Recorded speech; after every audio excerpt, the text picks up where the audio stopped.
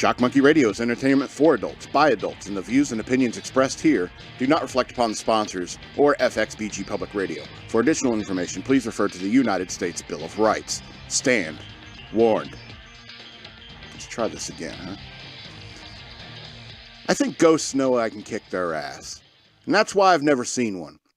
So I assume the same holds true for aliens, big feet, other cryptids, psychics. So, put the word out. Come at me, bro. Yeah. This is the second time I had to do that. Last week it got cut off. We realized there was a delay, and so hopefully we got it right this time. This is Shock Monkey Radio. I am your host, the Madman. I have like a Patreon. You can send me money through Cash App. Support me any way you can. Follow me on social media. You can see it all there on the screen. Yeah, so I had to do that. That's the second time I had to do that. It was kind of like, I don't know. I thought that was a good cold open. I could kick the crap out of ghosts. So, yeah. This may be a short show today. Don't have a whole lot to talk about. I've been tired. Been kind of busy. You know, it's been busy. It's like I realized like I'm not even catching up on like what I usually watch. Like I haven't seen much Tim Pool. I saw this morning that he had Roseanne Barr on last night, and I tried to watch some of that, but I didn't have the time. I've been too busy. It's been a busy summer in this oppressive heat, let me tell you. Yeah. So, yeah, speaking of ghosts, how come nobody ever spots a ghost on a toilet? Here's a question, because remember in The Shining, there's the bathtub ghost, and in The Grudge, there's the shower ghost, you know, and so you can see them in a bathtub or a shower, but it does, you know, but never on a toilet. No one ever sees a ghost on a toilet. You know, I wonder why that is. And the only conclusion I can come to is that somebody comes into the bathroom, they see a ghost on the toilet, they freak out, they flip on the light, and the ghost is gone. And you relate that story to somebody else. It's like, yeah, I saw a ghost on the toilet, turn on the light, and then the ghost was gone. Because the first question somebody's going to ask is, did you check the toilet? And yeah, I think that would be the first question anyone would. It's like, but what do you expect? Some sort of semi-translucent ghost poopy? What do you expect? Or maybe you go in there, you see a ghost on the toilet, you freak out, you flip on the light, the ghost is gone, and the toilet starts flushing. All right? Number one, that's a little bit more creepy. And number two, it's like, why was the ghost flushing? Did he actually have something to expel? Do ghosts need to either even bathe or use a toilet anymore? Anyway, I was fixing the toilet with my dad the other day, and I was thinking of this stuff, because I sat on the toilet, like straddled it with the tank like on my chest so I could reach under and get that screw, you know, and my dad's looking at me as I'm doing this, and I was like, sometimes when I poo, I sit like this, you know. I got a little table here I can put my phone on and watch. So I cracked him up. So, you know, and every moment can be a comedic moment if you really think about it. Anyway, so I don't think ghosts poop. My psychiatrist loves Rush, and so do I. And so my question is, does that mean that I am sane? And I mean, that could be a real question for I think men especially. The question is like, do you like Rush? And to say it's a trans man comes to you and he's like, you have this questionnaire. It's like, do you like Rush? And if they say who, which is what they'd probably say. All right. That's checking. No, not the who. No, Rush. Not the who. Rush. Pay attention. And the next question, do you think farts are funny? You know, it's like, there's so many questions that guys would answer yes to that women would say no to, or would have no idea what you're talking about. You a fan of Rush? What's that? I'll have a small line of Rush. Is that a new kind of cocaine or what? Yeah, I'll have a little bit. Give me a little, some Rush. Like Rush? Yeah, then you give her some, like, you just get some, like, you know, laundry detergent, powdered laundry detergent. Here you go. This one's called Limelight. I got a different brand. I got another type in the back. It's called Spirit of Radio. You'll love it. That stuff goes for $80 a gram. You know what I mean? The spirit of radio is the better stuff. Anyway, just some Rush jokes. Someone said to me, it's like, hey, Madman, it's okay to change your wardrobe. Is it okay, EK, if I change my wardrobe? Like wear different shirts? It's up to you. Yeah, he says it's up to me. You know, I'm not. I've seen your other shirts. Yeah, EK seen my. You say, I see what you dress normally. This is effectively neutral. But I mean, you know, I'm not the kind of guy who, you know, number one, I want to fly the flag on the day I'm doing the show, you know, because on the back is the shockmonkeyradio logo. And, you know, I go out and about, and Wednesday's a busy day for me, so I go out and about and I do things. And so people are like, hey, what the hell is that on your shirt? And I was like, oh, it's what I do on Wednesdays at 2 p.m. And they're like, oh, okay, I'll check it out. And they don't. And so, because, you know, generally people don't care about anybody else but themselves. And so, plus I'm not like a pretentious snob like some people. What do you expect me to come out here in like a suit or something, like I'm Gavin McInnes and stuff like that? You want me to pretend like I'm a sophisticate even though I have a really stupid tattoos and a horrible taste in punk music? But I'm gonna wear a really fancy suit to fool you. I understand. That's punk rock of you. Very punk rock of you.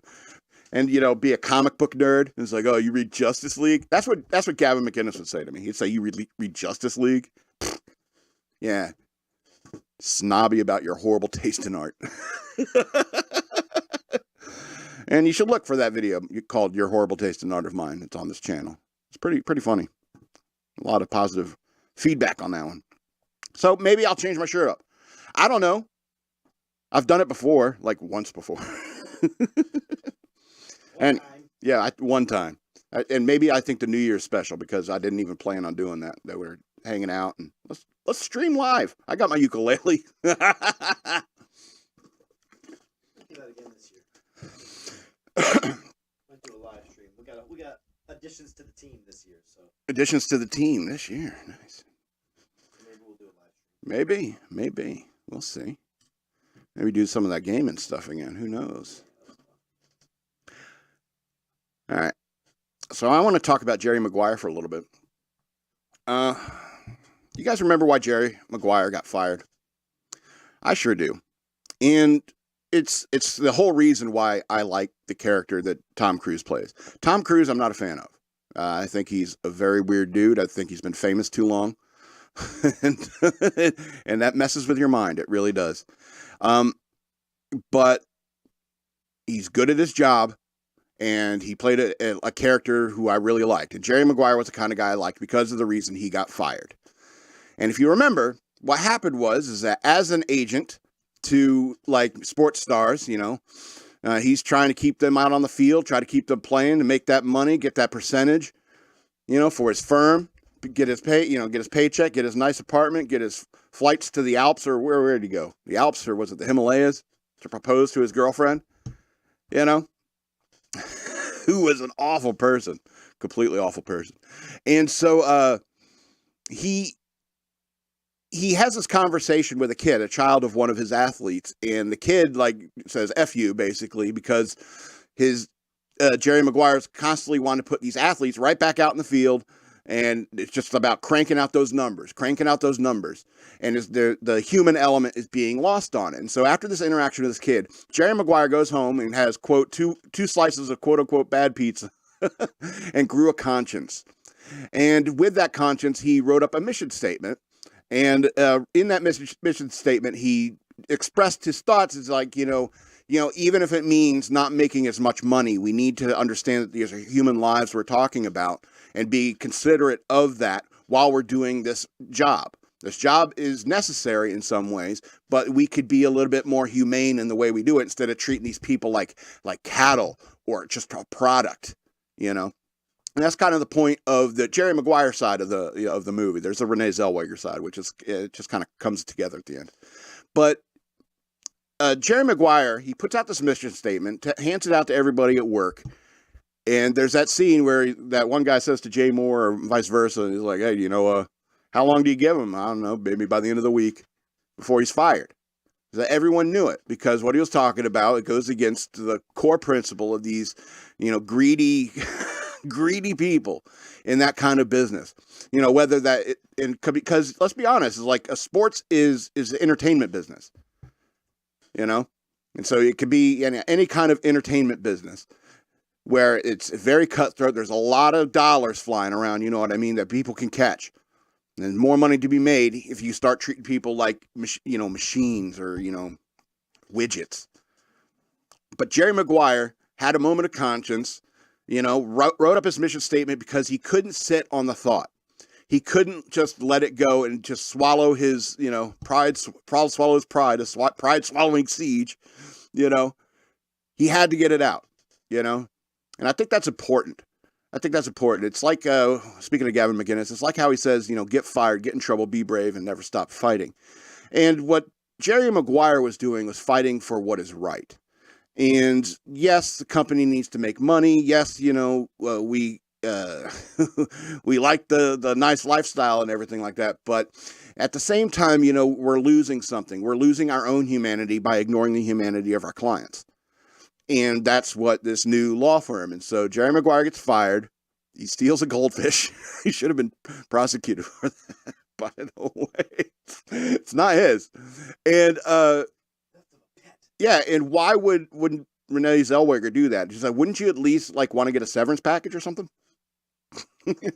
Spitting someone coffee or something, Anyway, I don't know. But it's important to understand, even though that he's a fictional character, Jerry Maguire, a fictional character, people will have these crises of conscience in their business all the time, because in many ways, we're all confronted with these moral choices on a day-to-day basis. Sometimes they're large, sometimes they're small.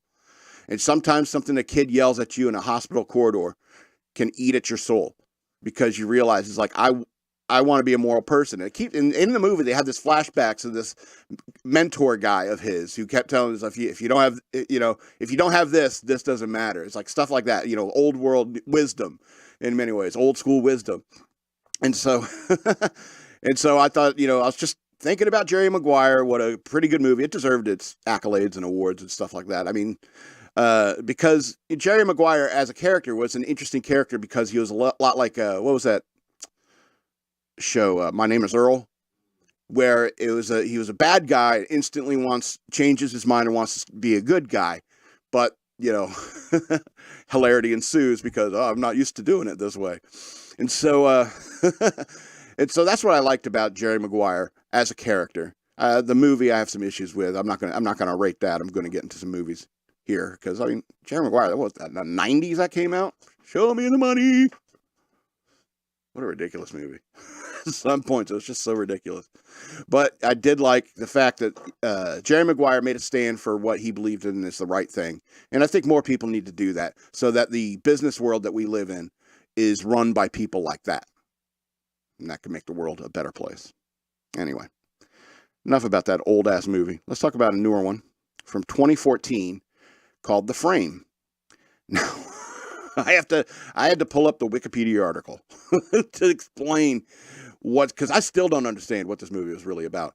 It was a 2014 movie, The Frame. It was written and directed by Jamin Winans. Forgive me if I mispronounced that, because you deserve recognition, because it's a pretty dang good film. And what I find is funny is right under the plot section here on Wikipedia says, this plot summary may be too long or excessively detailed. Well, it's not the person who's describing it's fault. The movie is like that. It's very long and excessively detailed. Although I think it is definitely a piece of film art, artwork on film, a cinematographic art piece. I do think that it is at times a little overly complicated and excessively detailed. All right. So basically the plot, and I'm just thumbnail. This is thumbnail. It's basically these two characters, Alex and Sam. Alex is a smuggler for a cartel, and Sam is a paramedic. And so they start seeing each other on their screens, on their TV screens, and can talk to each other and stuff like that. But each other are in a TV show in each other's reality. So Alex is in a TV show in Sam's reality. I forget the name of it, but he's like the star of the show. And she is a paramedic and a star of another show that he's watching in his reality. So it's kind of like are none of us real kind of perspective in many ways. And I can't even tell you any more about the plot from it because it's very excessively detailed and a lot of symbolism and stuff like that is coming into play. And I thought it was really good in that regard. That's why I call it a cinematic art piece. But like a lot of art pieces, it can be a little bit pretentious and overly detailed. Have I ever mentioned it's overly detailed? So it's but it has a really interesting feeling to it. I remember when I was like halfway through this movie, I was like, you know what this reminds me of? This reminds me of the Pierce Anthony book With a Tangled Skein or something like that. It's about the lady who looms fate, into a tapestry. And so Xanth theories. No, not the Xanth theories. It's the incarnations of immortality. That's right. Yeah. And so I thought it brought up a lot of memories from that book when I was watching this, and I thought, yeah, this is definitely good art. I don't want to ruin it. I don't even think I could spoil it for you because I really don't know what was really happening in this because it left this feeling of like, is none of this real or none of us matter? So there's a real like despair to it, a real sadness and isolation and loneliness within this movie. It's almost like an absence of God. And as I was thinking that, I was reading this article and it has this quote from this, what's his name again? And Jamin Winans, forgive me. And this is something he said, told an interviewer at Fast Cheap Movie Thoughts. He said, ultimately, I wanted to make a movie about the feeling of being abandoned by God. I wanted to explore the questions of God's existence, God's nature, benevolent or malevolent, and how we struggle between control and submission. The writing process for me always starts with images, and I'll get an image of a moment and begin asking questions. Those questions eventually lead me to knowing the character and what brought him or her to the moment. With the frame, there are two primary images I started with: a man physically fighting to get out of a cage, and a man picking up a violin. I work for months, if not years, for the extensive outline and then write the actual script fairly quickly. So thanks for the notes on your writing process. That's kind of like what I do too. You start with a character. You start with a location or a situation, and you start putting people in a room. It's like playing with the G.I. Joes, All right, this one's here. This one's here. What are they doing? Oh, they're shooting at each other. Yeah, that's like film basics. So, The Frame, 2014 movie, 10 of 13 stars. Like I said, it was somewhat overly complicated and excessive at times. But it is an art piece. It really is. Now, to the opposite end of the spectrum, let's talk about a movie called The Dead. A 2010 movie called The Dead. Now, it's how can I put this? It's another zombie movie. It's another zombie movie. Why is it that every single director wants to make the next big zombie movie? I don't understand this. It's getting to the point where I'm wondering if that is like cinematography 101 class. The first thing the professor says is like, you need to cut your teeth on a zombie movie before you could do anything else. Because it seems like every single person who wants to make film or has made film has wanted to make or has made a zombie movie. I don't get why there's so many of these. I don't know why people so frequently try to reinvent the wheel. Why are you going to try to remake a Snow White that was fine the way it was? Why are you going to try to remake The Little Mermaid or The Lion King? Why are you doing that? Why you keep trying to reinvent the wheel? The last zombie movie I really liked that was like a genuine zombie movie was 28 Days Later. All right? And even then, that only got 5 stars in my rating system because it's a freaking zombie movie. And everybody makes zombie movies. Apparently there's some zombie makeup department that keeps selling full color brochures to all the movie studios or something. And they're just, we definitely need more of that fake blood, don't we? for all the zombie movies we're going to be making. You know? And it's this one's, it's a British film and it's set in Africa, and I guess it has its own unique qualities in that regard. But at the same time, people are just reinventing the wheel.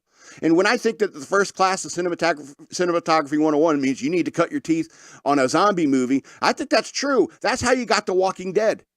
People raving all day long about The Walking Dead, but let's be honest, half the extras are writers and half the writers are extras. You know what I mean? It just start throwing all these people. So what'd you guys focus on? It's like, well, in the script we wrote a zombie. Oh, really? In college we wrote a zombie movie. And like, oh, no kidding. That's so novel. No one ever does that. A fresh and unique perspective. Well, that's what I mean. It's like Shaun of the Dead. That was a good zombie movie because it was a comedy, And even in Shaun of the Dead, you get a lot of the same zombie movie tropes, And that you could call it an homage and all that. And that's fine. An homage to the classic zombie movies. But how come you don't see a Rise of the Vampires, kind of thing, where every human being's got to be awake all night fighting off hordes of vampires that are trying to break into their house? That nonsense about not inviting them in, that's ridiculous. They can fight their way in. They can bust down your door and take your blood. So you got people, half the people sleeping during the day, people taking shifts, sleeping at night. Fighting them off. They're trying to sleep with earplugs in because there's gunshots going off all over the place. Then you'd have to have vampire hunter teams to go out and find out where the vampires are sleeping during the day. And they're going to be the ones that have to sleep at night. You see what I mean? Has anyone made a movie like that? Why do they keep making the same damn movies over and over and over again? Anyway, this particular same damn movie and over again, I give 4 of 13 stars.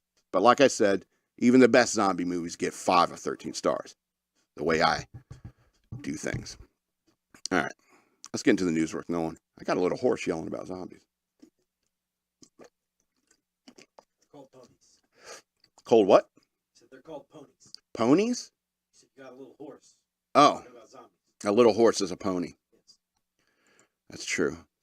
That's true.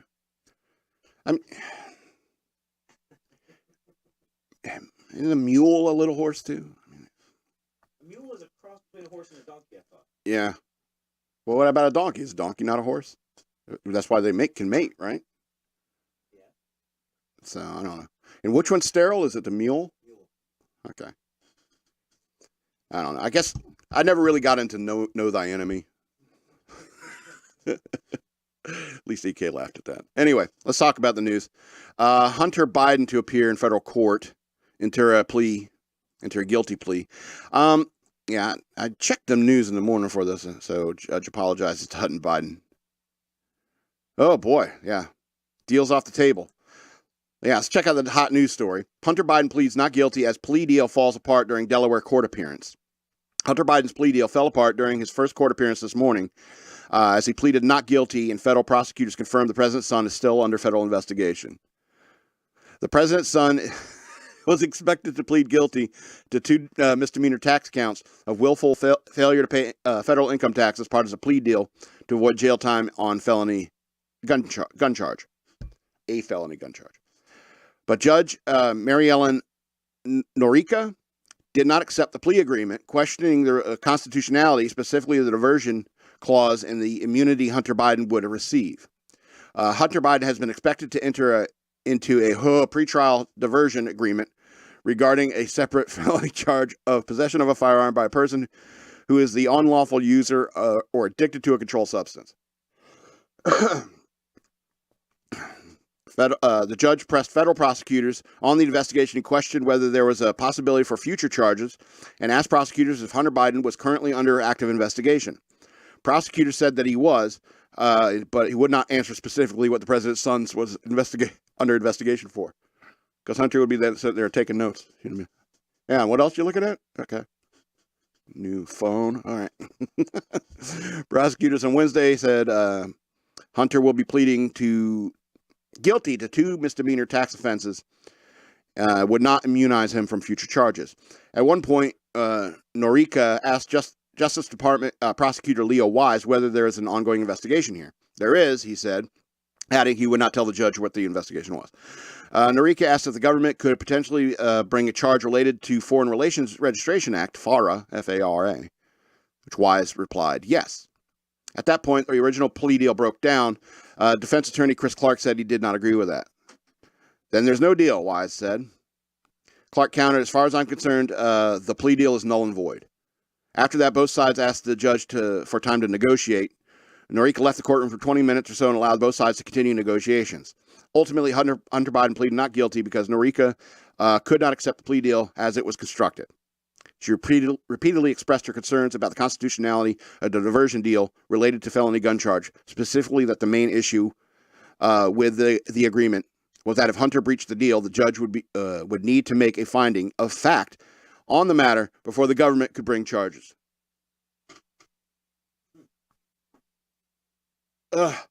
Hurts my eyes reading this law talk. Yeah, so I don't know what's going to happen to him. I don't know, but it seems like, I don't know. I think a popular opinion against the Biden family has changed. I think it's shifted. I think it's tipped towards against Biden. Even Democrats are like, what's Gavin Newsom up to? You know, is he going to run or what? Even, you know, there's okay, let's try to listen to RFK Jr. talk for a bit. Oh, that's annoying. What's Gavin Newsom up to again? So, I mean, I think a lot of people turning against the Bidens. I think that their corruption has been far too much in the open for the last many years. Justice, it takes a long time to get moving, doesn't it? Holy cow. Anyway, let's get to this next story. Bowe Bergdahl court-martial conviction for Army desertion thrown out by a federal judge. Never mind. No hope for the justice system. Former U.S. Army soldier pleaded guilty to desertion after leaving his post while deployed in Afghanistan and was subsequently captured and tortured by the Taliban, had his court-martial conviction vacated Tuesday. The ruling by U.S. District Judge Reggie Walton in Washington, D.C. said the military judge, Jeffrey Nance, who presided over the court-martial of Bowe Bergdahl, failed to disclose that he had applied to the executive branch for a job as an immigration judge, creating a potential conflict of interest. Fox News Digital has reached out to the Army and Justice Department. Failed to disclose that he had applied to the executive branch for a job as an immigration judge, creating a potential conflict of interest. Walton noted that former President Trump criticized Bergdahl during the 2016 presidential campaign. Bergdahl's lawyers argued that the criticism placed command influence on Nance. Walton rejected that argument. He said that a reasonable person could question the judge's impartiality under the circumstances. It was not clear if the ruling could possibly result in the reinstatement of rank or change of status for Bergdahl's dishonorable discharge. Why is the D underlined? That's weird. Typo. Quote, this case presents a unique situation where a military judge might be inclined to appeal to the president's expressed interest in the plaintiff's conviction and punishment when applying for an immigration judge position. Law talk. More law talk. Anyway, Bergdahl from Haley, Idaho, pleaded guilty in 2017 to desertion. He was spared prison time and was not shot, but was dishonorably discharged from the military and had his rank reduced to private, as well as a forfeiture of $10,000 in pay. In 2009, he walked away from his post in Afghanistan and was captured by the Taliban and held for 5 years. Some of his fellow soldiers were injured trying to find him. In 2014, then President Barack Obama brought Bergdahl home in a controversial prison exchange for 5 Taliban prisoners, a deal that was roundly criticized by Republicans. Yeah. So, I mean, maybe it's because I was in the military, I served in the Navy, and I really have no sympathy for somebody who does something like that. Traitors, betrayers, they're the worst. You see that and spitting across the room like Freddie Mercury. They're just the worst. I say, and I joke, it's like you could be shot, but it was wartime. It was Afghanistan. You could have been shot for desertion. Legally speaking. All right, the UCMJ is like that. Okay, it's a really weird document. You should check it out. All right, but generally they're not going to do that. I mean, even in previous wars, World War II, I could shoot you instead. I'm just going to punish you administratively. Bust you down to private. You got to forfeit pay. So Generally, that's how we are in the U.S. But, you know, I don't know. Dishonorable discharge can follow you for a long time, especially if you have a name like Bowe Bergdahl and you're a famous traitor, you know, a famous dishonorable discharge. Anyway, so justice served, I think, maybe. So let's talk about Biden a little bit. Biden skewered for claiming he effectively, quote, ended cancer as we know it. So Biden was shredded on social media Tuesday, after saying his administration has effectively ended cancer as we know it, quote unquote. Biden has made the eye-rousing comment during a speech about his expanding access to mental health care at the White House, where he discussed his commitment to tackling the nation's mental health crisis as part of his unity agenda. Quote, one of the things I'm always asked is why Americans have sort of lost faith for a while in being able to do big things. If you could do anything at all, Joe, what would you do? What would you do? I said I'd cure cancer. They looked at me, why cancer? Because no one thinks we can. That's why, and we can. We ended cancer as we know it, the president said. Biden's online critics were quick to seize upon the comment, with some fact-checking the president and others mocking the apparent brazenness of this claim. Let's see what people on X, Twitter, or whatever had to say. Dementia is so bad now that he thinks he cured cancer. State Freedom Caucus Network Communications Director Greg Price wrote, hey, at Joe Biden, this is a quote, he cured cancer, everybody. He just announced it. He did it with all the money Hunter got for him from other countries. He's a cancer-curing, child-sniffing, cocaine-doing hero. Bow down, Democrats, to the end of the cancer. To the end of cancer hero. Nick Searcy tweeted. X'd or whatever. Conservative influencer Rogan O'Handley, never heard of him. DC Drano, okay. Yeah, I've seen him on Twitter. Biden just announced that he's cured cancer. Yes, he seriously did. We are an international joke. Yeah, but they've kind of been that way for a while now. Trending Politics co-owner Colin Rugg responded, just in, President Biden has officially cured cancer, according to President Joe Biden. It's an amazing day for people all around the world. Biden will now be working to cure dementia. Oh, Lord. You know, this guy is like every day, there's something new with him where he's screwing up or falling down, you know. I was watching some censored.tv last night, and how Gavin McInnes has a segment on a show, My Pet Biden, and he touches on it every single show. He has something new from Biden every single time for the show, every single day. Oh, Lord. Anyway, let's talk about different corrupt Democrats. Obama's chef who drowned while paddleboarding wasn't wearing a life vest. No foul play suspected, police say. Oh, I totally believe it. It's got to be what happened. That's got to be the truth. So the Obama's personal chef who drowned Sunday while paddleboarding near the former president's home on Martha's Vineyard was not wearing a life vest, and no foul play is suspected in his death, Massachusetts State Police said. The body of Tafari Campbell, 45 years old, of Dumfries, Virginia, was recovered Monday morning from Edgartown Great Pond after an extensive search. Poor guy, my age. Paddleboarder who was with Campbell told investigators they'd seen him standing on his paddleboard and lose his balance before falling into the water. Paddleboarder said Campbell struggled to stay afloat before submerging. Investigators were told Campbell was not wearing a personal flotation device. The fellow paddleboarder told investigators that he tried to swim to Campbell's location but couldn't reach him in time. The paddleboarder swam to shore and asked someone to call 911. The Dukes County Regional Emergency Communications Center initiated an immediate emergency search and rescue response by multiple public safety agencies. Blech. The search was paused late on Sunday. On Monday, state police had sonar from a boat located about 100 feet from the shore, at a depth of about 8 feet. The on-scene observation of the victim by state police personnel and the post-mortem examination by the Office of Chief and Medical Examiner revealed no external trauma or injuries. Though the 911 call came from the Obama's home, the former president and his wife, Michelle Obama, were not present at the time of the incident. Fox News Digital has requested an audio recording of the 911 call. The Daily Mail on Tuesday published photos of Malia and Sasha Obama leaving Martha's Vineyard. In a statement, the former president and his wife called Campbell a beloved part of our family. Quote, when we first met him, he was a talented sous chef at the White House, creative and passionate about food and its ability to bring people together, the couple said. In the years that followed, we got to know him as a warm, fun, extraordinarily kind person who has made all of our lives a little brighter. That's why when we were getting ready to leave the White House, we asked Tafari to stay with us, and he generously agreed. He's been part of our lives ever since, and our hearts are broken that he's gone. The Obama said Campbell is survived by his wife and their twin boys. Campbell's not the former White House chef to drown, excuse me. Big difference. In June 2015, Walter Schleb, an executive chef at the White House who served for the former presidents Bill Clinton and George W. Bush, drowned while hiking a trail in Taos, New Mexico. Of course, that's the example Fox News gives you. That guy, his death is much more suspicious than this one we're talking about, Campbell. Yeah. So of course that's the one they give us an example. It's a shame guy died. I mean, there's a lot of stuff that was going on Twitter when this news broke.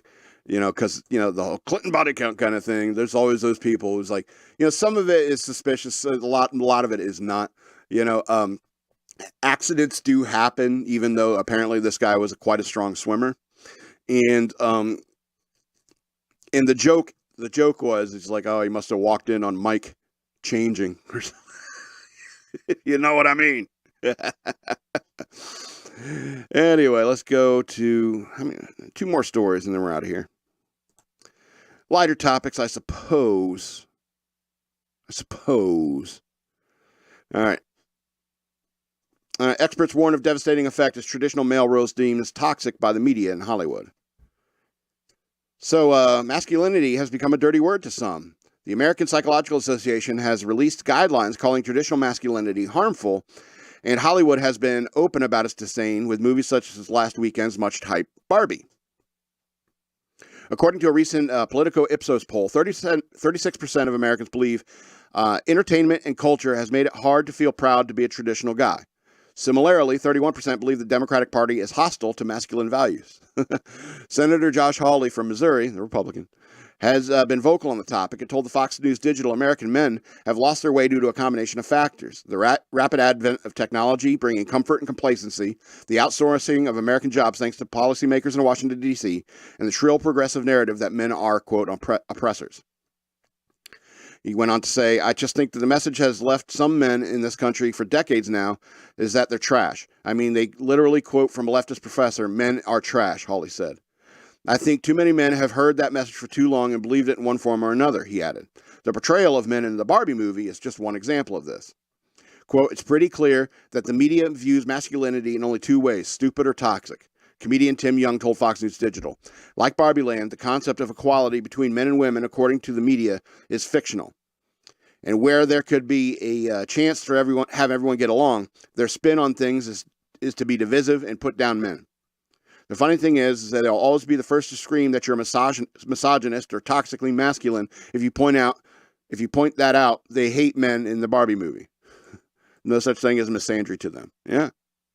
But Barbie is not the only example of media portraying men poorly. Hawley pointed to sitcoms over the past 3 decades, saying men and fathers are portrayed as complete idiots or actively maligned influences. Riley Gaines, a former NCAA swimmer and Outkick host, has seen this trend firsthand in sports, which she says masculine is an undesirable trait for many modern men who live in fear of being rejected. Quote, as a society, we have lost what it means to be masculine. Actually, we deem masculinity as bad. It's toxic, Gaines told Fox News Digital. You know what? Masculinity is alive and well. shockmonkeyradio. The problem is there's only 139 subscribers to this channel. You know what I mean? Algorithms, my friends. Tell your friends. It's like I don't want people to watch my friend Madman's channel because, he crosses the line sometimes. Grow up. Grow a sack. Anyway. Talked about Riley Gaines for a bit. We all know about her. This isn't what I'm talking about. Anyway. Yeah, so, obviously there's been this war on masculinity for a long time. And I think, remember when Dave Chappelle, quote-unquote, went crazy, and went to Africa and all that? And it's like, apparently, he told a story like afterwards, like, somebody said that I want to put Dave Chappelle in a dress. And he's like, I'm not going to do that, And you start thinking about what he said. It's like they put Chris Tucker in a dress. They put, what's his name? Martin Lawrence in a dress, They do that all they put Robin Williams in a dress. They do that a lot. And I understand, that kind of thing going on. It's like, you're not going to attack my masculinity or take away my masculinity, and that's something that men do. And I, have great respect for Dave Chappelle for making that kind of stand. Because unfortunately, that's what's going on, And like Josh Hawley said, is like in the sitcoms, men are usually portrayed as, actively evil. Like even Red from that 70s show was portrayed as actively evil, And that's not what fathers were like in the 70s. Well, somewhere. But even then, they had their good points. That guy was just, he was always kind of cranky and mean, But it's a very common thing. And so and even like in television commercials, you have like a 30-second commercial, and in the first 20 seconds, it's some man goofing up, doing something wrong, and the wife's got to come in and tell him how to do it right. Because I'm a man, I'm penis, and that means I'm stupid, It's very, very true, And if you watch this show, it's like, yes, I am both very intelligent and very stupid. Do you find farts funny? Do you like Rush? Can you play Rush?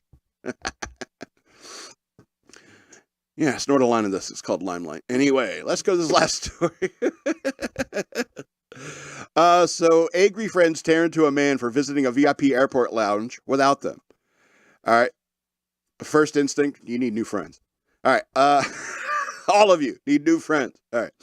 So a man on Reddit revealed how he refreshed and renewed himself in a VIP lounge during a long airport layover, and now he's taking heat because he left his friends in the dust, and they're seething mad. Quote, I'm traveling with 5 friends now, wrote the individual on a subreddit known as Am I the Asshole? Everyone knows. And we're traveling cheap, he continued. However, we had one long layover at an airport with a great VIP lounge. He went on to say, the thing about these lounges is that they have free food and liquor and comfortable chairs and shower facilities. So he said he had told my friends what it was about, and they all said they didn't want to waste money. So he said, I told my friend, he told his friends what it was about, and they said they didn't want to waste money. I guess on the VIP lounge. That's what it seems like to me. All right.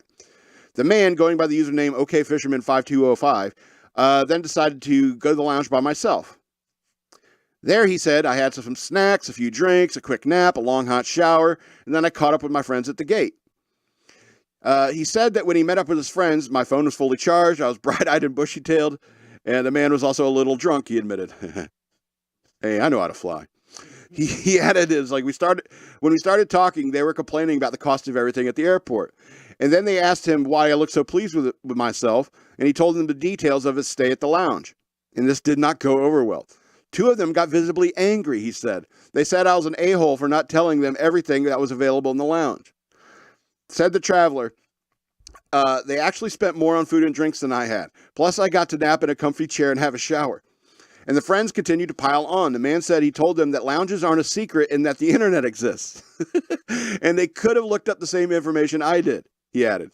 However, because of the rift with his group of friends, he asked others if he was wrong for paying for a lounge at an airport during a long layover. Fox News Digital reached out to a psychologist for insight into the behavior. Said New York-based Dr. Jamie Alban, PhD, a clinical psychologist, technically it sounds like this person did not do anything wrong, as he didn't lie, and it doesn't sound like he went out of his way to be outwardly persuasive or inclusive with the group either. Yeah, do you need a psychiatrist for this? Nothing wrong. I agree. I don't think he did anything wrong. She added that his thought process screams to each his own, which doesn't really shout team goals. Okay, yeah. He told them about the lounge. All right, they were like, "No, we want to save money." To include them. Yeah, he tried to include them. All right, I would suggest apologizing for not thinking more about the group. Okay, no, don't say you're sorry when you're not wrong. If you're wrong, sure. But, you made that decision. I told you about the lounge. You thought it because it said VIP lounge that it was super expensive. And so you're like, no, we're trying to save money. But you end up spending more on all the ad hoc stuff. And you're less comfortable. Your phone's not charged. You didn't get a shower. You know what I mean? He spent his money wisely and you didn't. That is not his fault. I think that's a simple fact of the matter, right? We solved this? So don't gloat. It's like, it's not gloating. Anyway. Don't gloat. With a long layover, lounges are an amazing hack. If you want cocktails, airport lounges can be like $30. 2 cocktails and you paid for a lounge pass. However, maybe don't gloat. One commenter said, don't gloat about the great time you had when you're with people who had a rough time, especially you travel together. Keep the peace. That's fair. Wait, was he really gloating? I don't think so. He's like, he may have been smiling and just realized he was in a better state than these guys, you know. But I didn't think he was gloating. So, here's what somebody like critical said is like, you suck because not everyone travels or knows all that information about the airport lounges. A good friend would at least inform their travel companions of the benefits so they could enjoy it together. Look, it's not his fault you're dumb, you know? He went on to say, your friends suck because you are not responsible for their choices, and they could have asked you for the lounge fee, what the lounge fee includes. Exactly. He went on to say, I've traveled with friends before and have the same dilemma of them not wanting to spend the money. However, he added, it took 5 minutes to explain all that was included, and then we enjoyed the lounge together. All right. Look, I think this is simply lack of planning.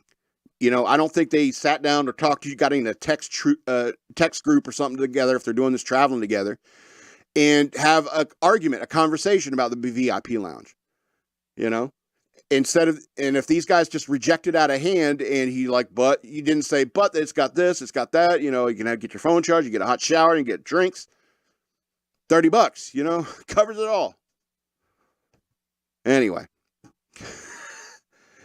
it's not your friend's fault. You're stupid. Anyway, this is going to be the end of the show. I want to remind you again that I have Patreon. Go to patreon.com/shockmonkeyradio. Become a patron today. You can also send me money through Cash App. Use the hashtag shockmonkeyradio, all one word. Yeah, or you can follow me on social media. Over here, you can see on X, which used to be formerly known as Twitter. What a dumb call, Elon. At Denali Saw, that's the word wasteland spelled backwards on Twitter. Shock Monkey Radio Redux on Facebook, and at SL Robbins 13 on Instagram. I also have books available for digital download. Search for the author Scott L. Robbins with 2 T's and 2 B's on Amazon.com, or you can follow the links down in the description below. So this has been Shock Monkey Radio. I'm the Madman, and I love you.